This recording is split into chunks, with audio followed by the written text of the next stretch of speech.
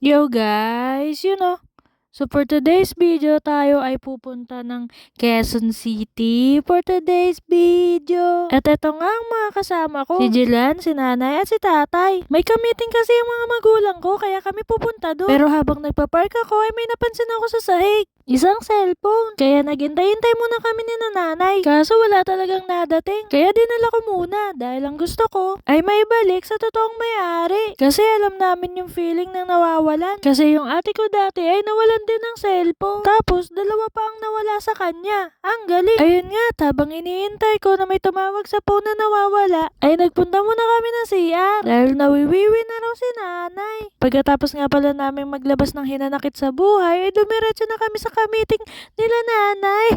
Ayun nga, kinakapos pa ako magsalita. At habang papunta nga pala kami dun sa cafe na pagmimitingan, ay napadaan kami dito. Syempre, ang sabi nila sa akin ay magpicture-picture muna.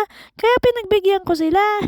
Syempre, minsan lang kami makarating ng Quezon City. At hindi talaga ako dito nagdadrive.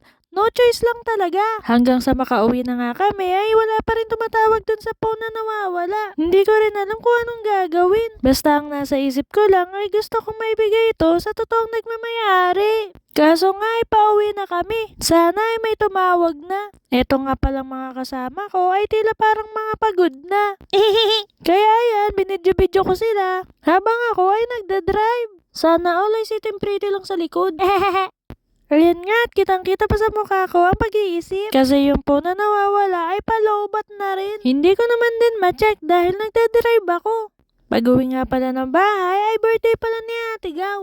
Ang pangalawa kong kapatid. Tapos nandito rin ang mga pamangkin ko. Kaya ayun, nagkaroon ng konting salo-salo. Buti na lang din ay meron ditong charger ng iPhone. Kaya na-charge ko rin yung phone na nawawala. Ayun nga pala ang aming mga handa. May Shanghai, may cake, tapos may chicken, tapos may spaghetti. Tapos ayun yung natirang tinola, tapos may ihaw-ihaw dito. Parang nakakagutom na rin. Pero ayan sila, nag-uusap-usap habang kumakain. Mabuti na lang ay sinuggest ng kapatid ko na tanggalin daw namin yung SIM card ng phone. Tapos ilagay sa ibang phone para ma-check kung sino yung mga nasa contacts. Tapos yun na lang ang tawagan namin. Kaya yun nga ang ginawa ko. Mabuti na lang ay may nakonta kami nakakilala ang may-ari ng phone na nawawala. Kaya kinabukasan nga pala ay binalot ko na ito para ipadala sa nagmamayari. Kaya mga bata, lagi tayong maging mabuti sa kapwa. Bigla akong naalala yung kasabihan. Kaso English yun. Teka, isipin ko muna.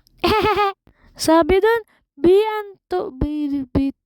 mali. Isa pa. Ang sabi dun, do unto others what others do unto you. Tama ba yun?